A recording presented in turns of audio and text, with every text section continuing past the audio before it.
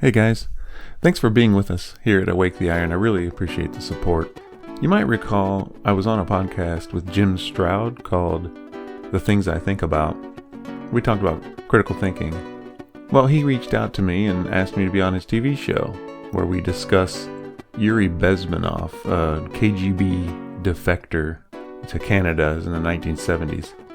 It is video and audio, so if you'd like to see the video, stop by the website, awaketheIron.com.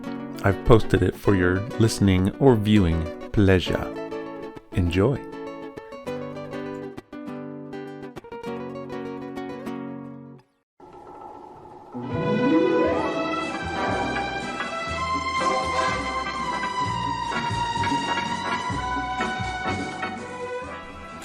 In 1970, Yuri Bezmenov, a 31-year-old KGB officer specializing in propaganda, defected to Canada. Bezmenov was sickened by the oppressive nature and toll of communist totalitarianism and wanted to devote his life to educating Western nations, America in particular, on what he and the KGB had been doing to us to undermine and ultimately destroy our societies. In 1984, Bezemonov published a small book, Love Letter to America, in which he explained in great detail how the communists running the USSR were working to destroy America, not using physical weapons, but through what he described as cultural subversion. Due to a multitude of memes and short clips on social networks, Bezemonov has become more famous than ever. I discuss his cultural significance with my guest, Cason Pratt. And here we are. Cason, how are you, sir? Good, man. Good. How are you? I'm doing pretty good. I appreciate that. I was just telling the audience that I've been really looking at Yuri Bezmenov. I think I'm saying his name right. Yuri Yuri. Well, my Russian's a little yeah. Rusty, so okay. I'll just stick with Yuri. Yeah, that's fine. And in my research, I was saying how I came across your website, and I said, "Oh, I know Cason." So I wanted to have you on the show because I know you've done a lot of research on Yuri. You're a big fanboy of him, for good reason, I think. Tell me a little bit about how you discovered him and the type of research you've done around what he talks about. Yeah, so I don't know the exact point in time, but maybe it's about 10 years ago or so, just looking into all kinds of things like, holy cow, I feel like we've been lied to about this or that, just these little things. And then I got to go figure stuff out on my own and just stumbled across him somehow. I don't remember exactly how, but I watched and read just about everything I could get my hands on and my eyes on from or about Yuri. And it was like a lot of his stuff, it was mid 80s, right? And he did this big presentation in like 1984. And it was like, so I'm looking at this, 10 years ago or whatever. So it's like, 2012 or whatever. And I'm like, man, everything this guy says that he says, if America doesn't, change from their current path, everything he's saying will happen, literally is happening or has already happened. And so it is kind of neat sometimes to see those older things, stuff from the 50s, 60s, 70s, whatever. This is 80s, and he just it was almost prophetic. And it wasn't that he was a prophet. It's just, he understood everything about how to subvert a nation from within without firing any bullets. And that he was a KGB agent. And that's what he did. Deception was his job. And I'm like, man, this guy is just spot on. But it was alarming because everything he said would happen to a nation that allows itself to be subverted from within. It was happening to my country. Yeah. Yeah. So that's how it went. Now, because he's Russian, do you think that everything he was saying proves that Russia has been America's enemy from the Cold War on and it never stopped, and all these things happening are all coming from Russia, or is it coming from other places? What do you think? I actually wondered the same thing. And then I even went through a period where I'm like, maybe he's a plant. Yeah, maybe he's a double agent. So he's, pretending to be a defector. I mean, I don't know. That sounds like a reasonable possibility, but it doesn't matter because everything he said that takes place, if you do ABCD, was taking place. So everything he said was true in reality, right? And then also, I don't know if Russia, are they our enemy? It seems like it sometimes, but really what it is it's whoever's in control, is against whoever's in control. So, for example, Putin, he doesn't know me. I'm not his enemy. He's not my enemy. But if he's in control, then he might be the enemy of who's in control here, right? Our leaders. And it's almost like we got the civilians, the population gets kind of caught in the middle. So I don't know, but it seems like, I think it's obvious that if what Yuri is saying is true, and it seemed like it is because it reflected in reality, then we should be aware of it. And if there's a way to fix it or avoid the crisis that he says is coming, actually has come, then we should do it. Give me an example, if you would, of something that Yuri said or alluded to back in the 80s that you see so crystal clear now as, yep, he saw it coming. Yeah. Well, man, that's a long list. That's a long list. But basically, he talks about the big one is the ideological subversion. He talks about how, so he's like a spy, right? But it's not the James Bond style of spy. And he says that there's, most of the espionage is not like James Bond. It's done out in plain sight, and it's not even illegal. So he talks about, agents would come here or whatever, and they would integrate into society, and then they would start putting out ideas and getting it. It's like priming everyone, right? And slowly, and he talks about how it takes a whole generation, 20 years for the first stage, and then a couple years for the second stage or whatever, and then but sure, yeah, I think you're talking about the 4 stages of subversion. I think is how he described it. Actually, I have a clip on that, and he described the 4 stages of subversion. Let me play that for you and get your reaction. Money and manpower is spent on espionage as such. The other 85% is a slow process, which we call either ideological subversion or active measures, активные мероприятия in the language of the KGB, or psychological warfare.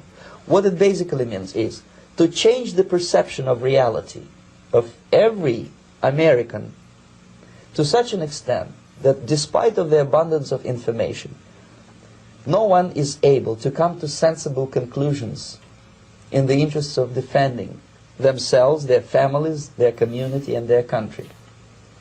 It's a great brainwashing process which goes very slow, and it's divided in 4 basic stages. The first one being demoralization. It takes from 15 to 20 years to demoralize a nation. Why that many years?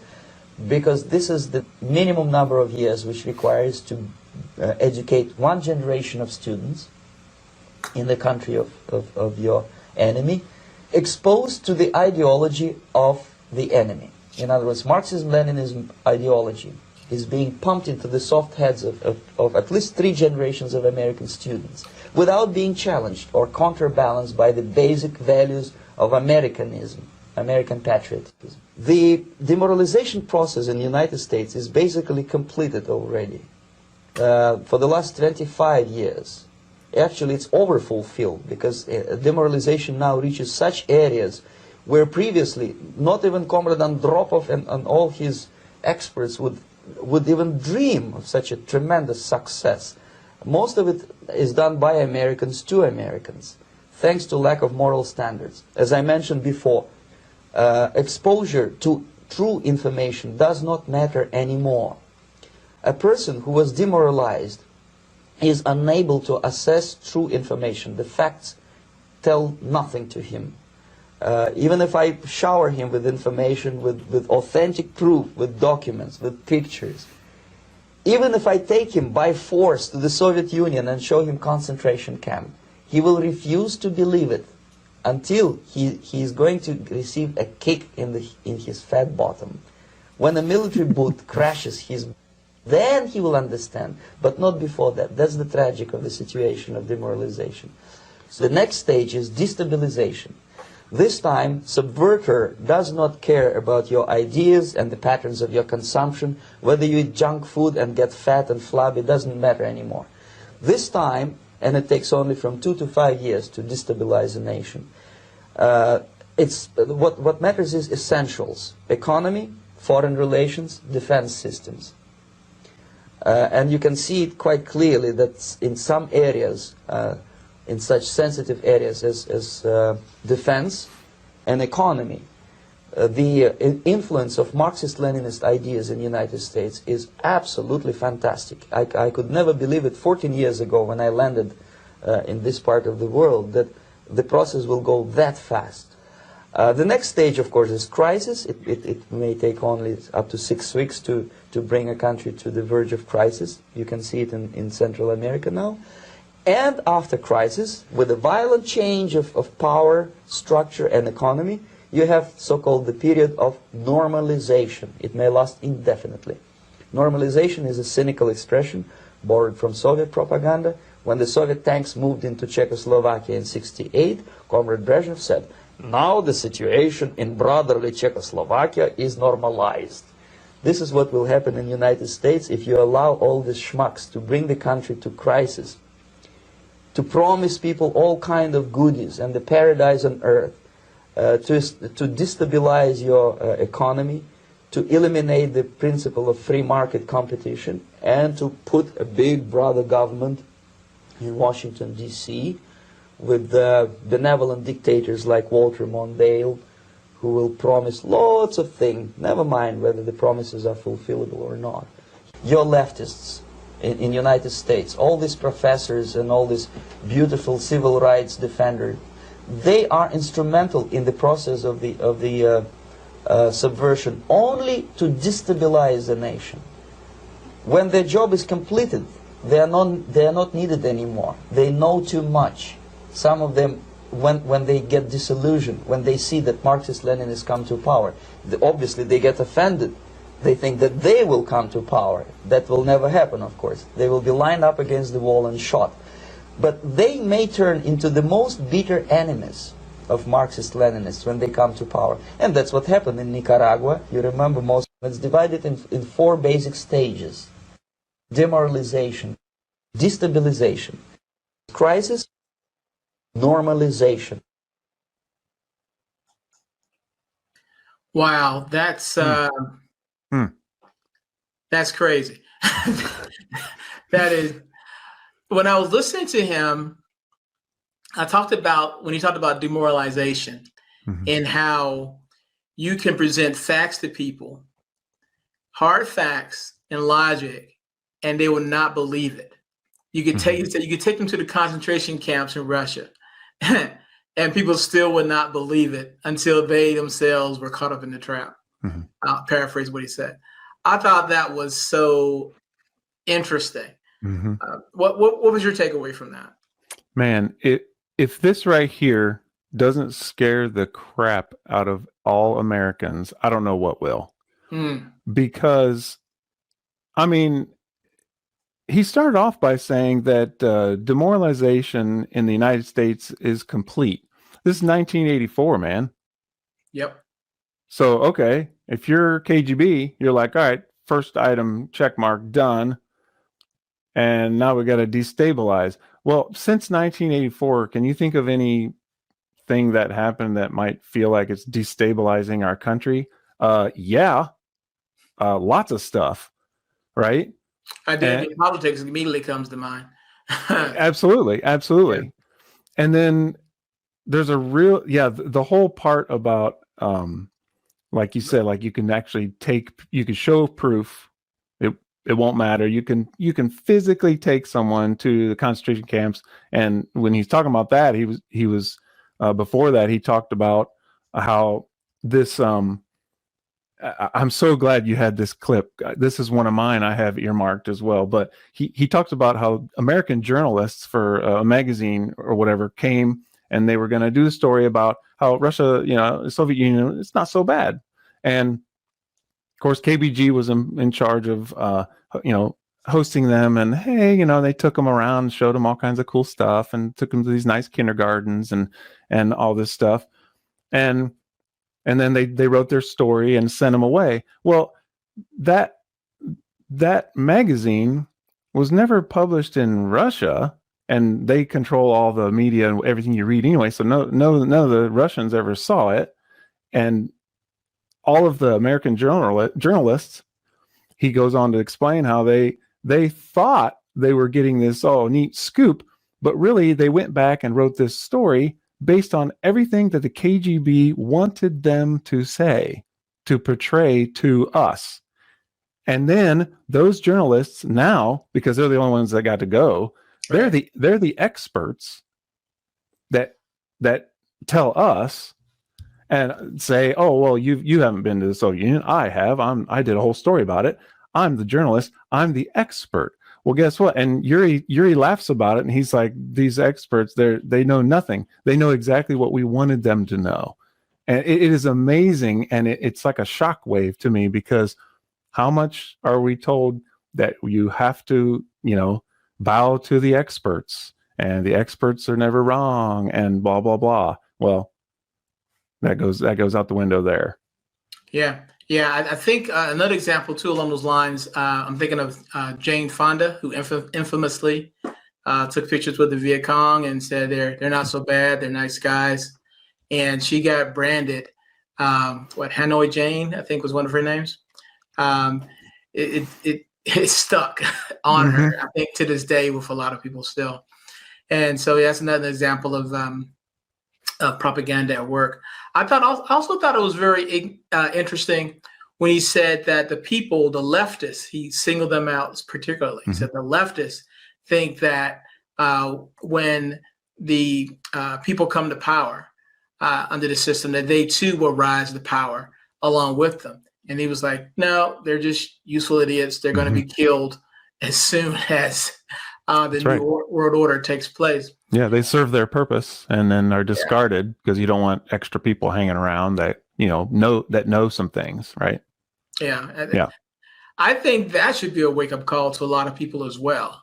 People who think they're on the right side of history. An expression I always hear a lot about.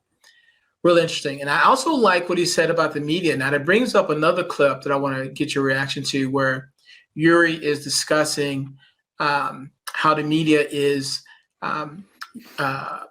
really propagandist.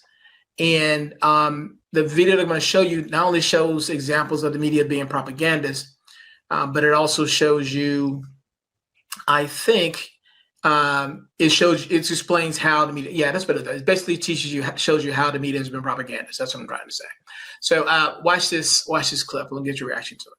Bodies of people, groups of people whom nobody elected, never. As a matter of fact, most of the people don't like them at all, and yet they exist. One of such group is media. Who elected them? Today, ownership of the news media has been concentrated in the hands of just 6 incredibly powerful media corporations. The 6 corporations that collectively control U.S. media today are Time Warner, Walt Disney, Viacom, Rupert Murdoch's News Corp, CBS Corporation, and NBC Universal. Together, the Big Six absolutely dominate news and entertainment in the United States. How come they have so much power? Almost monopolistic power on your mind. They can rape your mind. But who elected them? How come they have a nerve to decide what is good and what is bad for the elected by you, President, and his administration? Being symbol of an utter human catastrophe that we can't close our eyes to. It is the image of a lifeless child in the arms of a rescuer on a Turkish beach. Libya was an established government, whether we like them or not, just as North Korea and Iran are established governments, whether we like them or not, or the Sudan government. And what's happening against them is a war of aggression, with the media serving one side to portray the idea that Gaddafi is a terrorist and all these people have been killed and freedom fighters are involved.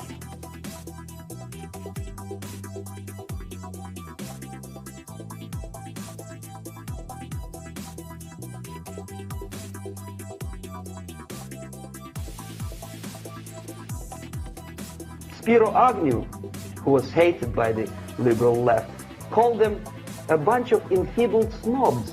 And that's exactly what they are. They think they know. They don't. You can see from the past 10 years or so a steady decline in the percentage of Americans that trust in the mainstream media. And now it's down to around 40%. So 60%, 6 out of 10 Americans do not believe the mainstream media. The level of mediocrity in a big establishment like New York Times, Los Angeles Times, major television network, you don't have to be excellent journalist. You have to be exactly a mediocre journalist. That's easier to survive. There's no competition anymore. That the mainstream media has been the referee for decades, but they've done such a terrible job because they've been a referee in just feeding us what the regime wants us to get. And right now, thousands of Americans are marching in New York and Washington and across the country, demanding a justice system that applies the same to everybody and honors our values. And we want you to know that our hearts are out there marching with them. It's only the appearance of fighting because they all agree on the basic things. And that's true in the media, whether you watch O'Reilly or Rachel Maddow, when it comes to issues of war, of the Federal Reserve, of real fundamental issues, they're in absolute agreement. There's just some sprinkling of different flavors depending on if you're R or D. Power structure slowly is eroded by the bodies and groups of people who do not have neither qualification nor the will of people to keep them in power, and yet they do have power. These corporate behemoths control most of what we watch, hear, and read every single day. They own television networks, cable channels, movie studios, newspapers, magazines, publishing houses, music labels, and even many of our favorite websites. They're necessary. They have to be the referees to make sure that we get the right propaganda, as far as I'm concerned, because I think they're puppets for the government. Who the hell are they?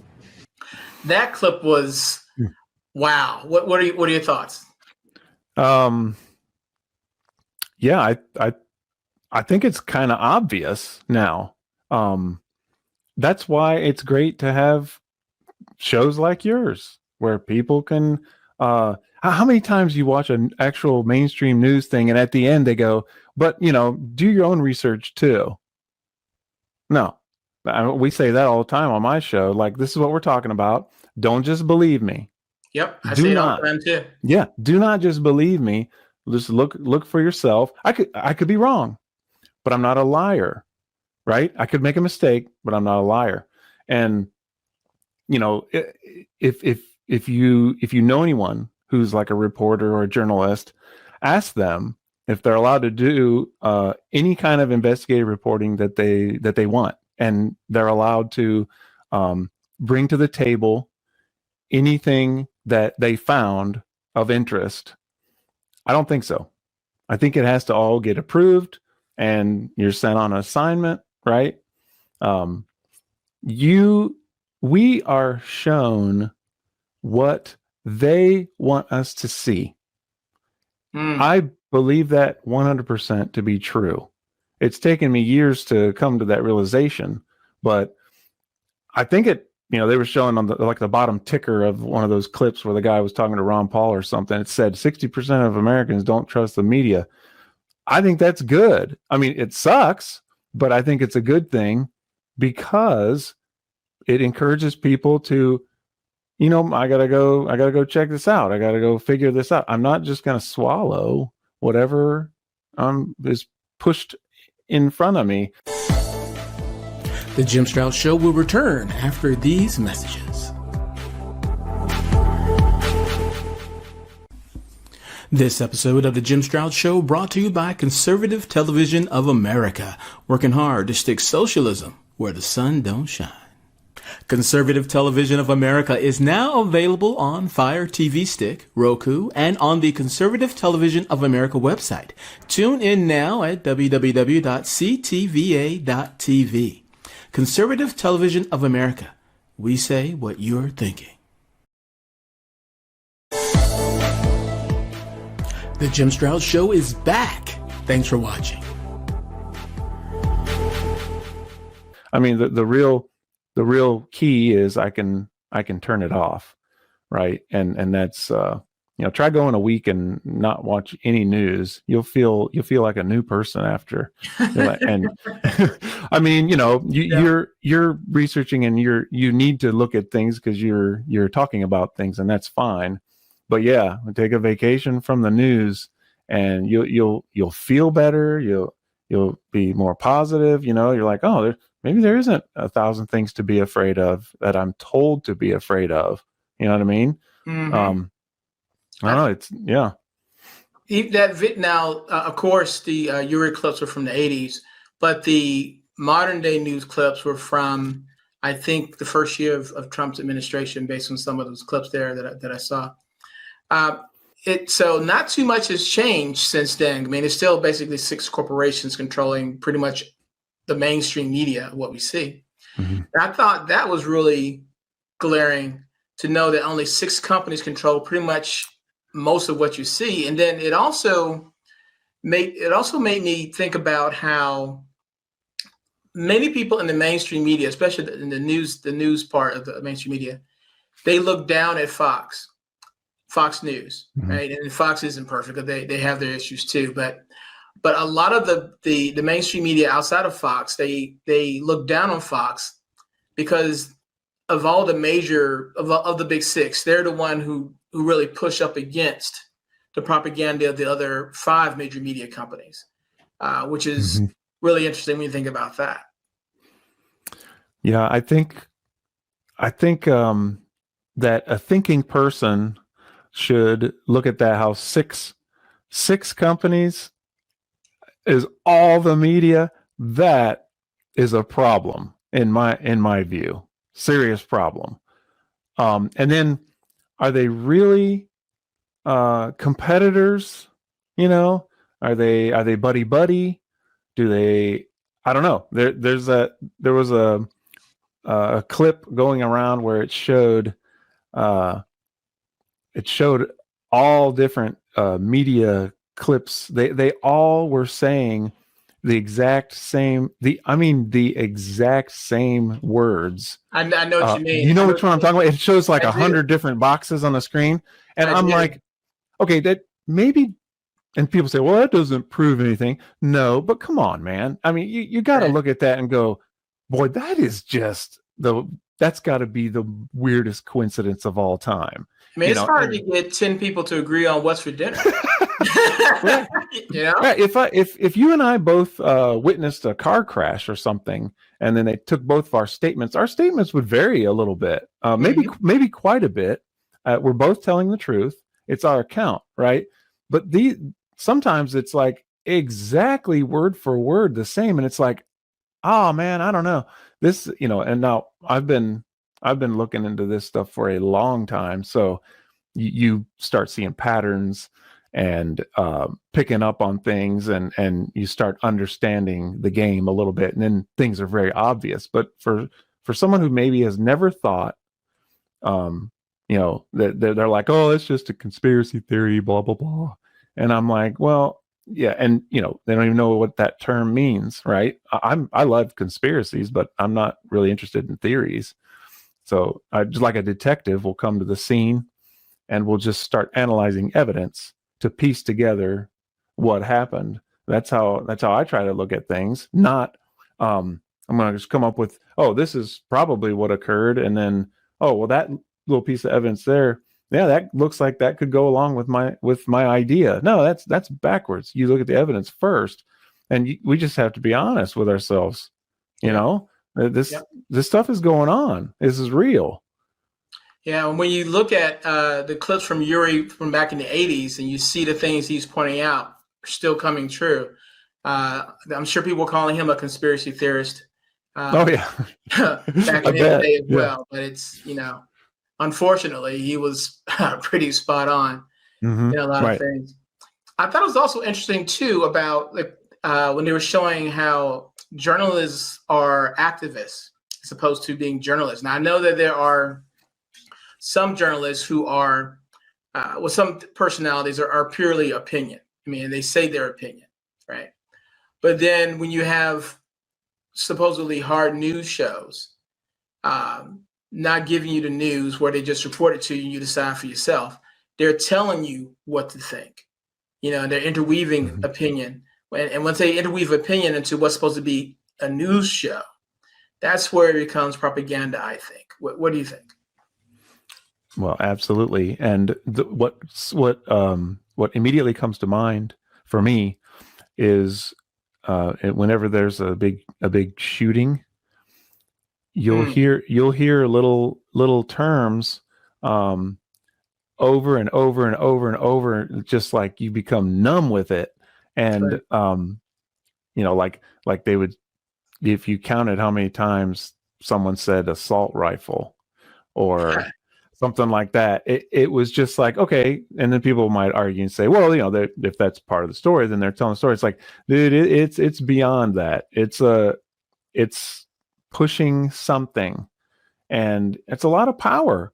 If you've already established that most people are gonna sit and turn the TV on and watch the TV, right? That you have a captive audience. It's like being on a stage and the whole theater's dark and you got a spotlight on you. That's a lot of power. And you can say anything you want. And a lot of times people don't look beyond the headlines. They just read a headline and then say, whoop. And I'm sure you've come across this. 9 times out of 10, the story doesn't even really line up with the headline. Not completely. Yeah. Oh yeah. A lot of examples of that. Like, for example, when there's a shooting that's going on and it doesn't match what the left wants you to see. Let's say, for example, an African-American guy shoots up a mall, right? Just say that happened. They would not say that a black man shot up the mall. They would say a gun shot up the place. The same way when this guy ran his van through a Christmas Day parade. I remember CNN reported that this van got away and injured and killed people. And it's like, no, the van didn't do it by itself. Somebody was driving it purposely, right? And like demolished those crowd of people there. But they wouldn't say that a guy did it because I think the reason why. I think his nationality or something. They did not want to say that he was a terrorist in any kind of way, but it's hard to see it as something else. He did a terroristic act by mowing down these people with his van. Right. But they wouldn't call it a terroristic act because of his nationality. They just kept saying the van did it, the van did it, the van did it. It didn't fit. What happened didn't fit what they needed you to think. So we'll just leave this out or change that or whatever. Yeah, absolutely. It happens all the time. Yeah. I want to show you one more clip because this one really interested me in this in the era of Black Lives Matter when he talks about equality or the illusion of equality. Let me play this clip for you and get your reaction to it. Working for novelty press. We would snow plow editorial offices, student organizations, religious groups with literature of class struggle, if not directly Marxism, Leninism propaganda, then a propaganda of legitimate aspirations of working class, betterment of life, equality. Equality, mind you. President Kennedy once said, we will make America to believe that people are born equal. Are people born equal?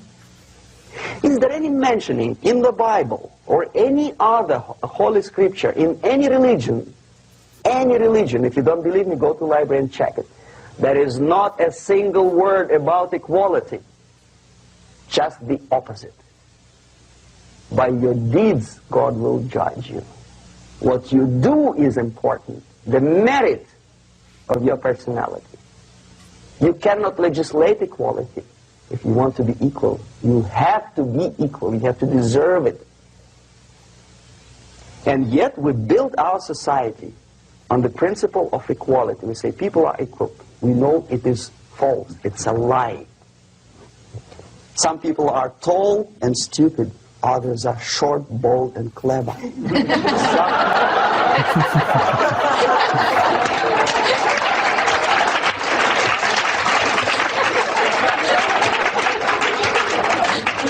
If we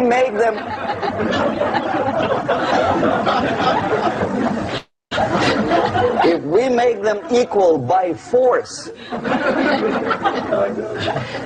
if we put the principle of equality in the basis of our socio-political structure, it's the same thing as building a house on sand. Sooner or later it will collapse, and that's exactly what happens. And we, as Soviet propaganda makers, are trying to push you in the direction which you go yourself. Equality, yes, equality. People are equal. Land of equal opportunities. Is it true or not? Think about it. Equal opportunities. Should there be equal opportunities? For me, and for a lazy bastard who comes here from some other country and immediately registers as a welfare recipient, benefits. I never received a single no, sorry, I did receive once. But I never applied for welfare. For the 13 years, I took any job. Security guard, journalist, taxi driver, anything. Well, I was restless, but some people don't like it. They immediately. So why should we have equal opportunities? Why? The equal opportunity to excel. Equal opportunity in equal circumstances, yes, but we know people are different. To excel, yes, provided we reach the same level of excellency, perfection, which is hypothetical, distant future. Yes, maybe. But we know perfectly well that even with the best intentions, people could not be equal. Why should we have equality in the, say, legal system? Myself, I'm considering myself a law-abiding citizen, and a person who comes here to rob and shoot, say, the United States administration under Carter imported thousands of Cuban criminals. They were non-criminals, yet they were accepted.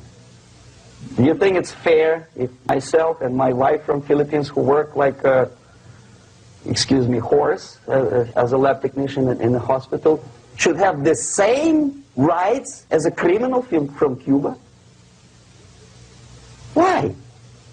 And yet we repeat as parrots, equality, equality, equality. And the Soviet propaganda system helps us to believe that equality is something which is desirable. Democracy, as it was established by fathers of this country, of this system in the last century, is not equality. It's the system where different people, unequal people, have a chance to survive and help each other in constant competition, in constant perfection. Not inequality, which is superimposed from a godfather or a nice person in Washington, D.C. And the absolute equality exists in Soviet Union, quote-unquote equality. Everybody is equal in dirt, except some people are more equal than the others in Politburo. I know he was a comedian. Who would have thought? Yeah, KGB has a sense of humor, huh? Yeah. I like what he said, and I'm going to paraphrase a little bit. People deserve a chance to be successful, but everyone can't be guaranteed the same level of success. That's my paraphrasing, I think, of what he said. What did you take from what he said?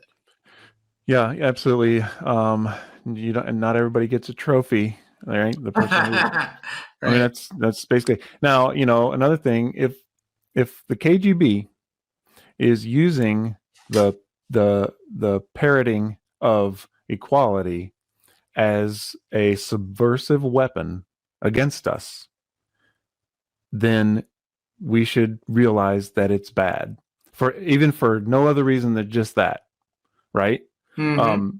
Yeah, and he actually he later on in the interview with G. Edward Griffin talking about equality, he says that the media was doing this story about South African blacks in South African where their movement was being restricted, like their passports were stamped so they couldn't leave or something to that like that. And then he talked about how he showed his passport, and his passport has a certain stamp, and he had to live in a certain area in the Soviet Union. And he was like, so the same exact thing is happening to me that's happening to them, but nobody wanted to report on his situation because he was white. So he's literally the same exact thing going on. And I'm not saying one is worse than the other or anything. It's the same, but that it didn't fit the equality narrative of the moment that was being used to destabilize or demoralize whichever one of the points their operation was in. Right. All very good points. I did not mention in our time together here yet. I'm going to give you an opportunity to discuss Awake the Iron. Let people know what that is, because it's been in the background all this time. I should have said something about it from the beginning, but I didn't. Yeah. That's all right. Oh, is this a little too subtle? Okay. Yeah. No. Yeah. That's just my podcast. We started it last year, and there was just too much deception. And this has been years, going on for years that I've been looking into this stuff and just needed an outlet for it. Like I was learning so many things that I would, maybe talk to, my family about it. But like, it was bottling up inside me. And I thought there's a lot of really good information. Nothing that I necessarily come up with, things that I discovered is all. I'm like, I just want to share this with people. And it doesn't really work when you're like at a party, you're like, hey, did you know the media is trying to control us? Ha ha ha. That doesn't really work. So it was just timing. And, 2020 was crazy. So it was just, I was overwhelmed with the amount of deception and all kinds of stuff that go against the way you think and subversion.